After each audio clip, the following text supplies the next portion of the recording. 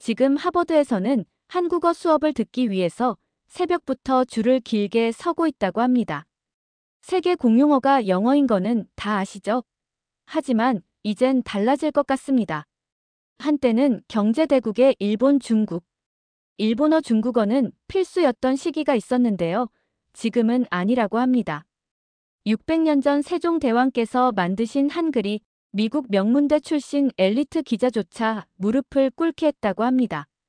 그리고 하버드 교수가 밝힌 한글에 감춰진 진실에 모두 놀랐다고 합니다. 지금 바로 사연 시작하겠습니다. 안녕하세요. 저는 에드워드입니다. 하버드 대학교를 졸업하고 뉴욕타임즈 기자로 5년째 일하고 있습니다. 남들이 부러워하는 직장이었고 제가 글 쓰는 거랑 분석하는 거 꽤 잘했습니다. 매일 자신감 가득 찼던 저에게 큰 좌절을 준 게 있습니다. 바로 한국어입니다. 그날은 그냥 평범한 월요일이었어요. 편집장 마이크가 오더니 물어보더라고요. 새 기획기사 하나 맡아서 써볼래? 각 나라 언어의 트렌드에 관해서야. 미국 대학에서 한국어 수업 등록률이 3년 동안 224% 증가했대. 혼자 코웃음을 쳤어요. 아, 이거 그냥 K-팝 때문이겠지. 일시적인 K-팝 열풍이 언어 학습에 미치는 영향. 이런 식으로 기사 쓰면 좋겠다 생각했죠. 옆에 지나가던 브라이언은 한국어, 그거 그냥 한때지. 라고 비웃으면서 말하더라고요. 맞는 말인 게 브라이언은 7년 동안 일본에서 기자 생활을 했고 동북아시아 전문 특파원이 출신이에요. 한마디로 동아시아 프로죠. 아마도 자신하건대 뉴욕타임즈의 브라이언만큼 아는 사람도 없을 거예요. 일본은 그래도 역사가 깊고 문화적으로 인정받는 면이 있지만 한국, 그냥 갑자기 뜬 나라 아닌가? 이런 생각이었어요. 근데 편집장이 갑자기 이상한 제안을 했어요. 한국어랑 한글에 대해 직접 취재해볼래? 왜 인기 있는지 직접 경험해보고. 순간 뭐야 이거? 싶었어요. 아시아 언어 배우는 건 생각도 안 해봤거든요. 근데 기자니까 새로운 경험은 해봐야죠. 그럼 한국어 수업 몇 번 들어보고 인터뷰나 좀 해볼게요. 그래, 근데 가능하면 직접 배워봐. 진짜 매력이 뭔지 알려면 그게 최고일 거야. 한국어라. 다음 날 아침 사무실에서 한국어 수업 등록하려고 전화했어요. 뉴욕 대학 한국어 학과였죠. 안녕하세요. 초급 한국어 수업 등록하고 싶은데요. 죄송합니다만 이번 학기 초급반은 이미 다 찼어요. 진짜 놀랐어요. 이렇게 인기 많다고. 진짜 K-팝 때문에 그런 건가? 아니면 다른 이유가 있나? 좀 이상했지만 기사 쓰려면 직접 경험해봐야 했어요. 그럼 대기자 명단에 올려주세요. 그리고 혹시 수업 구경만이라도 할 수 있을까요? 뉴욕타임즈 기자인데 한국어 인기에 관한 기사 준비 중이거든요.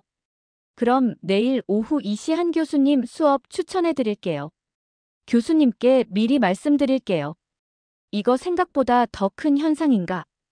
뭔가 빠르게 퍼지고 있는 트렌드 같았어요. 근데 여전히 한국어? 그냥 몇 마디 배우고 기사 쓰면 끝이겠지. 라고 생각했죠. 이 오만한 생각이 얼마나 제 편견을 보여주는지 그땐 몰랐어요. 달력 보니까 취재 마감까지 한 달 남았더라고요. 시간 충분하네. 아마 일주일이면 한국어의 본질 파악할 수 있을 거야. 이렇게 자만하면서 그냥 수업에 갔었던 것 같아요. 그냥 몇 명 왔나 구경하고 인터뷰 좀 하고 가야지 이런 생각이었죠. 근데 문 열고 들어가는데 진짜 충격받았어요. 교실이 완전 꽉 차 있는 거예요. 자리가 어디 있지? 학생들 쫙 깔려 있고 심지어 교실 뒤쪽에는 서서 듣는 사람들도 있더라고요. 미국 대학에서 외국어 수업이 이렇게 붐비는 건 진짜 처음 봤어요. 간신히 뒤쪽에 자리 찾아서 앉았어요. 이게 다 K-팝 때문인가? 뭐지? 그때 한 교수님이 들어오셨어요. 40대 중반 정도 돼 보이는 여자분이었는데 차분하게 수업 시작했어요. 안녕하세요, 여러분.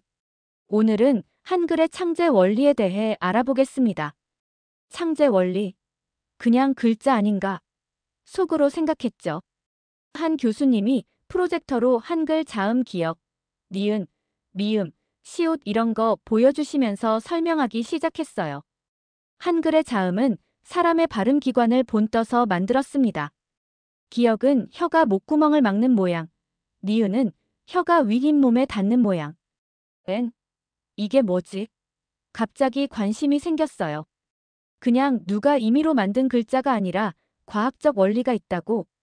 그리고 모음은 하늘, 땅을, 사람이을 상징합니다.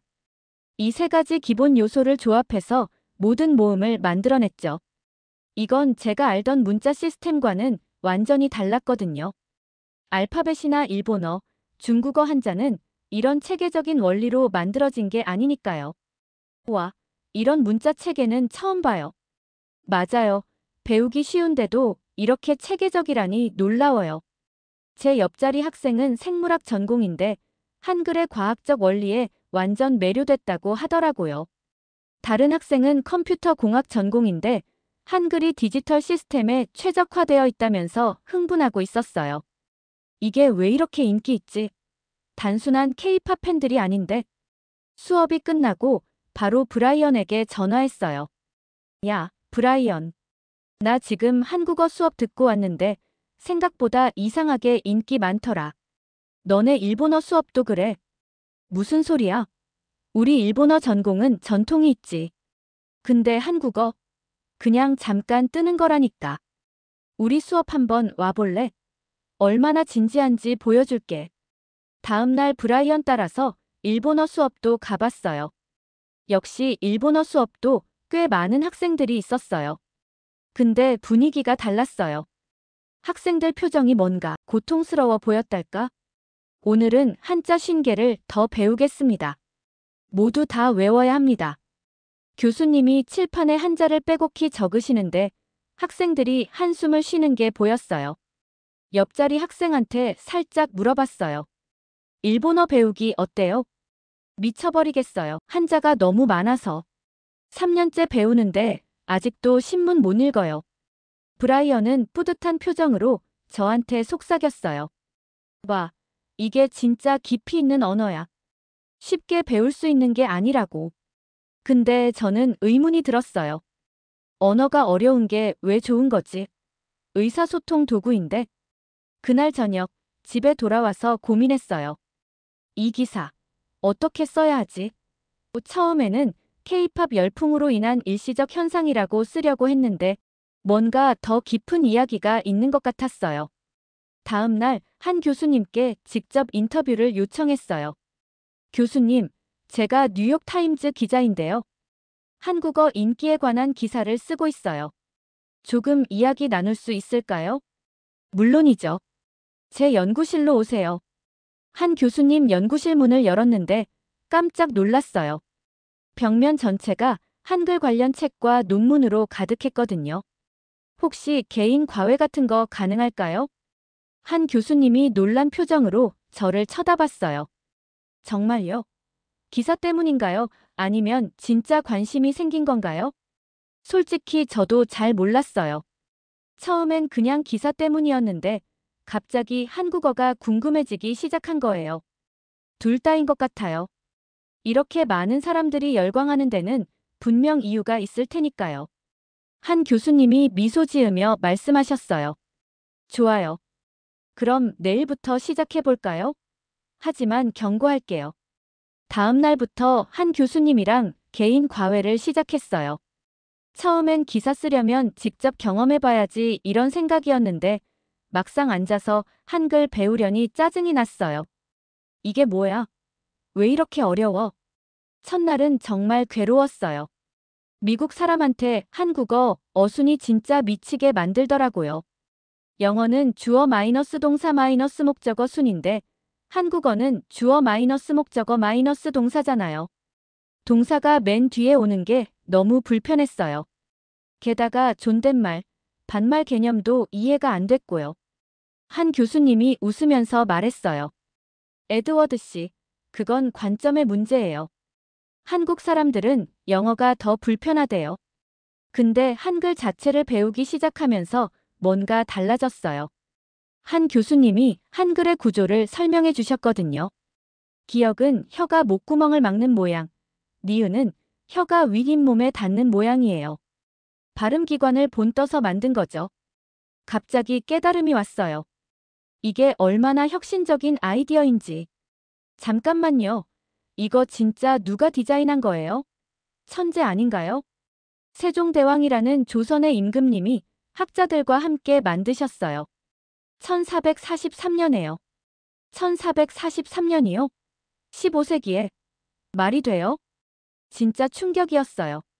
15세기면 유럽은 아직 중세 시대였잖아요. 미국은 발견도 안 됐던 시절이고. 그때 이런 과학적인 문자 체계를 만들었다고요? 일주일 정도 배우니까 한글을 쓰고 읽을 수 있게 됐어요. 의미는 모르지만 발음은 할 수 있게 된 거죠. 영어 원어민인 제가 일주일 만에 한국어를 읽을 수 있다니. 일본어는 수천 개의 한자를 배워야 기본적인 신문도 읽을 수 있대요. 근데 한국어는 잠옷 24개만 외우면 모든 소리를 표현할 수 있어요. 한글이 이렇게 단순하면서도 과학적이라니.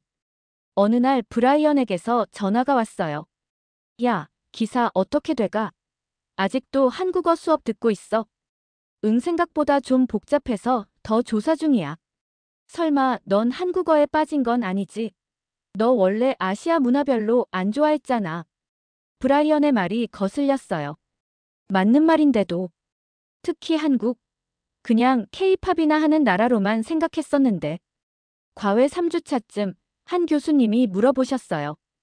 기사는 어떻게 쓸 계획인가요? 솔직히 모르겠어요. 처음 생각했던 방향이랑 완전히 달라져 버렸거든요. 어떻게요? 처음엔 K-팝 때문에 일시적으로 인기 있는 언어라고 쓰려고 했는데 이제는 그렇게 쓸 수가 없어요. 한글이 얼마나 혁신적인 문자인지 알게 됐으니까요. 뉴욕타임즈로 돌아간 날 브라이언이 제 책상으로 바로 왔어요. 얼굴에 승리감이 가득했죠. 야, 내 기사 벌써 실렸어. 봐봐. 브라이언이 내민 신문을 보니 문화면에 큰 기사가 실려 있었어요. 제목이 충격적이었죠. 한류는 거품, 한국어 인기는 일시적 유행에 불과. 기사를 대충 훑어보니 브라이언이 일본 문화의 깊이와 한자의 역사적 가치를 강조하면서 한국어 인기는 그냥 K-팝 덕분에 잠깐 뜬 거라고 단정 짓고 있었어요. 어때? 내가 말했지. 한국어는 그냥 유행이라고. 너도 비슷하게 쓸 거지. 그 순간 머릿속이 복잡해졌어요. 처음에는 저도 똑같은 생각이었지만 3주간 한글을 배우면서 제 생각이 완전히 바뀌었거든요. 글쎄, 나는 좀 다른 각도에서 보고 있어. 브라이언의 표정이 굳어졌어요. 무슨 소리야? 너 한국어에 빠진 거야? 아니, 그런 건 아니고. 그냥 한글이라는 문자 시스템이 생각보다 과학적이고 혁신적이더라고. 브라이언이 비웃듯이 말했어요. 에드워드, 정신 차려. 넌 원래 이런 사람 아니었잖아. 너까지 한류에 빠져들면 어떡해? 브라이언의 말이 저를 화나게 했어요. 그동안 제가 알아본 내용을 무시하는 것 같았거든요.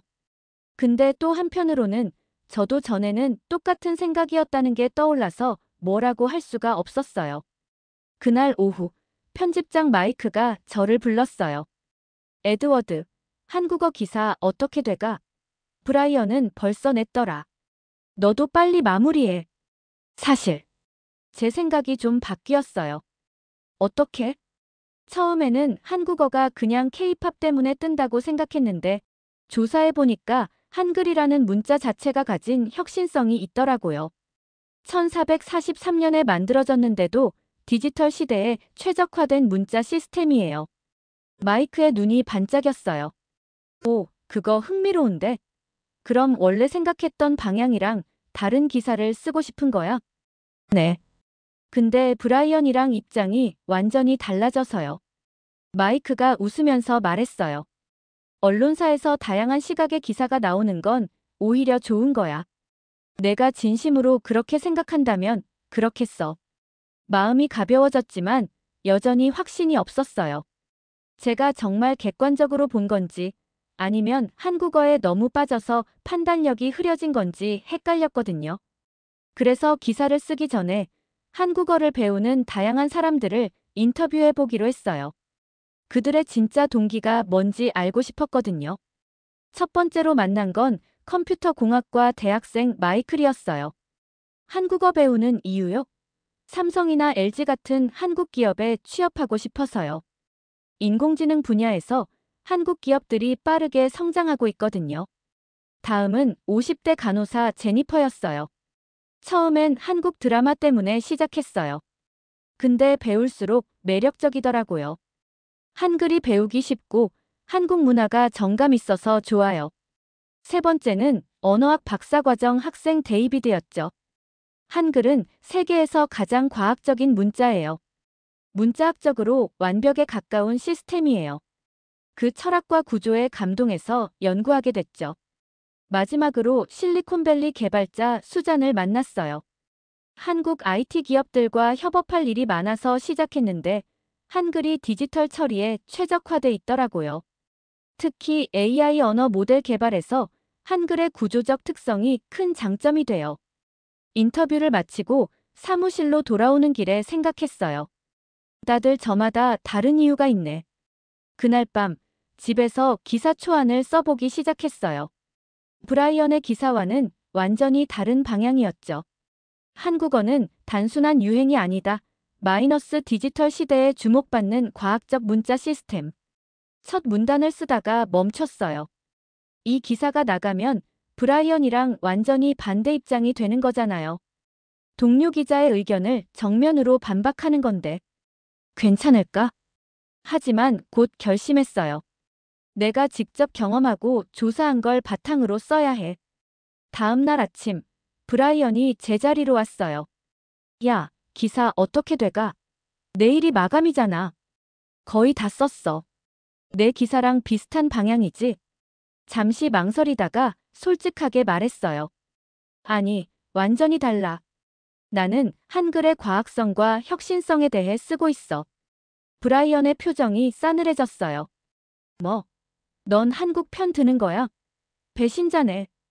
배신자라니. 내가 직접 조사하고 경험한 걸 쓰는 건데. 마음이 불편했지만 이미 결심한 일이었어요. 진실을 쓰는 게 제 의무니까요. 편집장이 제 기사 읽고 제안했어요. 에드워드, 직접 한국에 가서 취재해봐. 현장감 있는 기사가 될 것 같은데. 한국이요? 그렇게 멀리. 좀 망설여졌지만 결국 동의했어요. 사실 좀 궁금했거든요. 인천공항에 도착하자마자 충격받았어요. 엄청 큰 디지털 안내판에 한글 텍스트가 AI 음성과 함께 사람들 안내하고 있었거든요. 더 놀라운 건 AI 안내 로봇이었어요. 제가 영어로 물어보면 한국어로 번역해서 답변해 주는데 그걸 제가 배운 한글로 읽을 수 있었어요. 내가 진짜 한글을 읽고 있네. 택시 타고 서울 가는데 창밖 간판들이 다 한글이었어요. 처음엔 좀 부담스러웠는데 신기하게도 많은 글자를 읽을 수 있었죠. 의미는 몰라도 읽을 수 있다는 게 신기했어요. 강남에 나가보니 건물마다 거대한 디지털 스크린에 한글이 가득했어요. 근데 그 한글 디자인이 너무 세련됐어요. 영어 알파벳과는 전혀 다른 미학적 아름다움이 있더라고요. 스타벅스에서 옆자리 대학생들이 AI 언어 모델을 한국어로 사용하고 있어서 물어봤어요. 한국어가 AI에 더 적합한가요? 한글이 논리적인 구조를 가지고 있어서 컴퓨터가 처리하기 좋아요. 특히 형태소 분석이 명확하게 되니까 자연어 처리에 장점이 있죠. 600년 전에 만들어진 문자 시스템이 현대 AI 기술에 최적화되어 있다니. 홍대에서는 젊은이들이 태블릿에 한글 손글씨를 쓰면 즉시 디지털 텍스트로 변환되는 걸 봤어요. 한글은 구조가 명확해서 인식률이 엄청 높아요. 영어 필기체보다 훨씬 정확하게 인식돼요. 다음 날 삼성전자 연구원들 만났는데 더 놀라운 얘기 들었어요. 한글은 인공지능 학습에 매우 효율적이에요. 각 글자가 발음 원리에 따라 구조화되어 있어서 패턴 인식이 쉽거든요. 세종대왕이 한글 만든 원리가 현대 딥러닝 원리와 유사한 점이 있어요.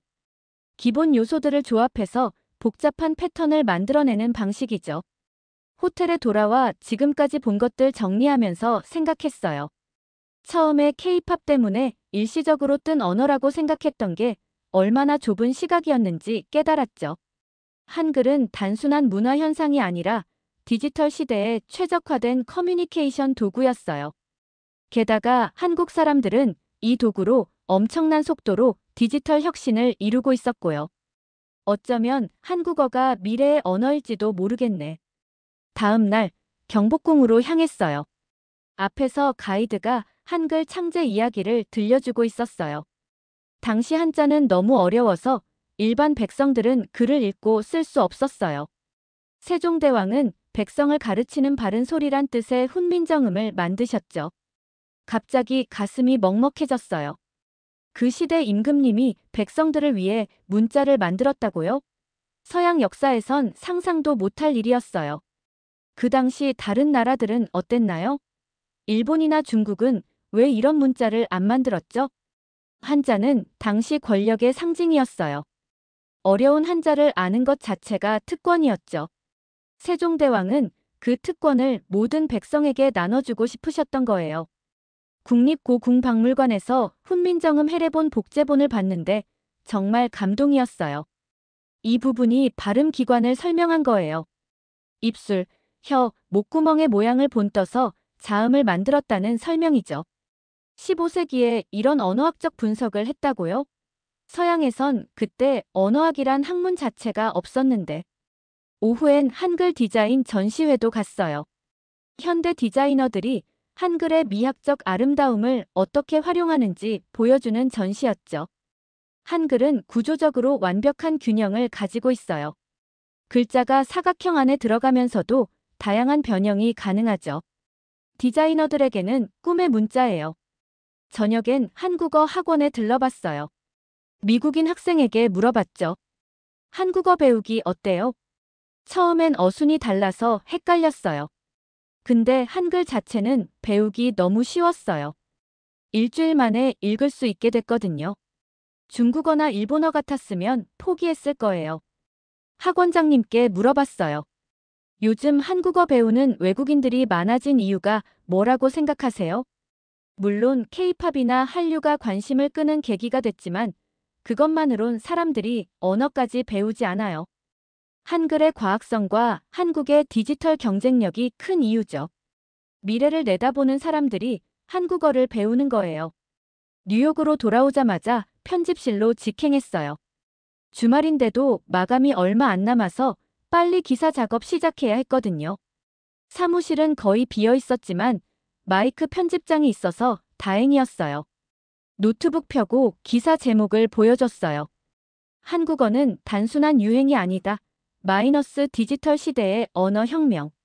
마이크가 놀란 표정으로 물었어요. 우와, 처음에 너 K-팝 때문에 뜬 거라고 생각했잖아. 완전히 방향이 바뀌었네. 네, 제가 직접 경험해보니까 한글이 얼마나 혁신적인 문자 시스템인지 알게 됐어요. 기사를 쓰기 시작했는데 손가락이 키보드 위를 미친 듯이 움직였어요. 그동안 보고 느꼈던 모든 것들이 머릿속에서 쏟아져 나왔죠. 기사를 절반쯤 썼을 때 브라이언이 사무실에 들어왔어요. 야, 에드워드. 한국 다녀왔다며. 기사는 어떻게 돼가? 노트북 화면을 보여줬어요. 브라이언이 제목을 읽더니 얼굴이 굳어졌어요. 뭐?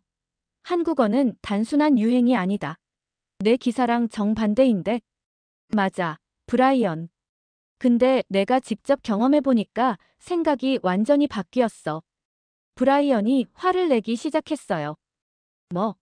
너 한국 사람들한테 세뇌당한 거 아냐?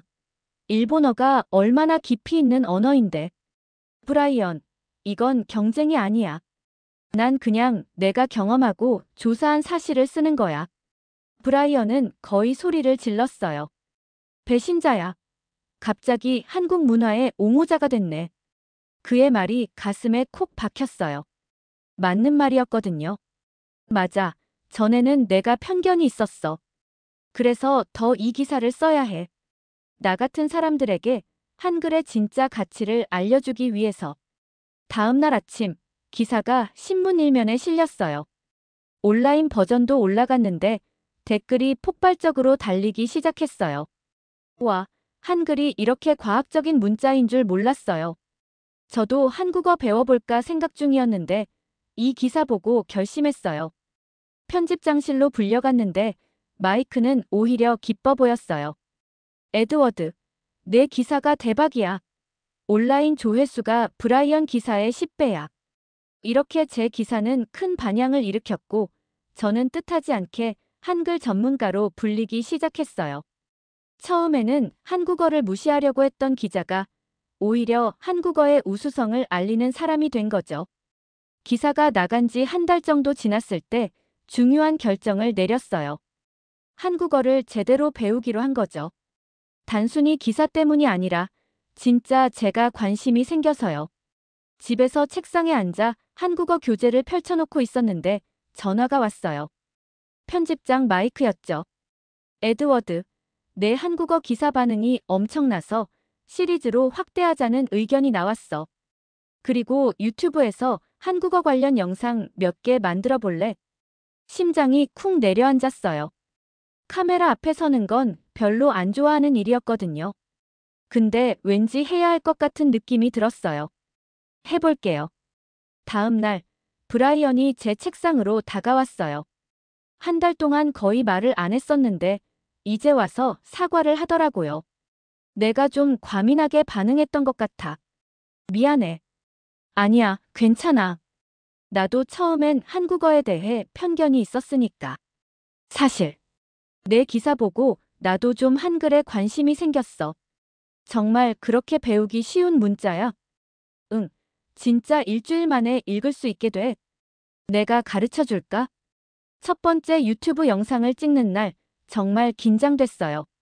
주제는 한글 600년 전의 혁신, 미래의 언어였죠. 처음엔 카메라 앞에서 말 더듬었는데 한글에 대해 설명하기 시작하니까 자연스럽게 말이 나오더라고요. 영상은 생각보다 큰 반응을 얻었어요. 댓글이 수천 개 달리고 구독자도 빠르게 늘어났죠. 어느 날은 한국 방송국에서 연락이 왔어요. 에드워드 씨, 저희 다큐멘터리에 출연해 주실 수 있을까요? 외국인이 본 한글의 매력이라는 프로그램입니다. 문득 깨달았어요. 제 책상 위에는 한국어 교재들이 가득했고 벽에는 한글 포스터가 붙어 있었어요. 예전에 한국어를 무시했던 제가 이제는 한국어의 전도사가 된 거예요. 어느 날 한 교수님에게 메일이 왔어요. 에드워드 씨, 당신의 영상들이 우리 학생들에게 큰 영감을 주고 있어요. 한국어 학과에 특별 강의를 해주실 수 있을까요? 강의실에 섰을 때 학생들의 눈빛에서 제가 몇 달 전에 느꼈던 것과 같은 호기심과 열정을 봤어요. 강의를 시작하면서 말했죠. 저는 이제 한국어를 단순한 언어가 아니라 한 시대를 바꿀 힘을 가진 문자라고 부릅니다. 요즘은 매일 아침 한국어 공부로 하루를 시작해요. 가끔은 그때 편집장이 저에게 한국어 관련 기사를 맡기지 않았다면 제 인생이 어떻게 달라졌을까 생각해요. 아마 지금도 편협한 시각으로 세상을 보고 있었겠죠. 한글을 배우면서 저는 단순히 언어 하나를 배운 게 아니라 세상을 보는 새로운 시각을 얻었어요. 처음에는 한국어를 무시했던 기자가 이제는 한국어의 팬이 되었네요. 인생이란 참 예측할 수 없는 것 같아요. 여러분, 이게 바로 한글의 힘입니다. 처음엔 K-팝 때문에 유행한다고 무시했던 외국인 기자가 결국 한글의 과학성과 우수성에 완전히 매료돼 팬이 되었잖아요. 600년 전 세종대왕께서 만드신 한글은 단순한 문자가 아니라 인류 역사상 가장 과학적이고 혁신적인 문자 시스템이었습니다. 미국 명문대 출신 엘리트 기자조차 그 앞에서 무릎을 꿇었죠. 에드워드처럼 직접 경험해보세요. 한글의 매력에 빠지지 않을 수 없을 겁니다. 디지털 시대, AI 시대에 가장 최적화된 언어가 바로 우리 한글이니까요. DJ 수연이었습니다.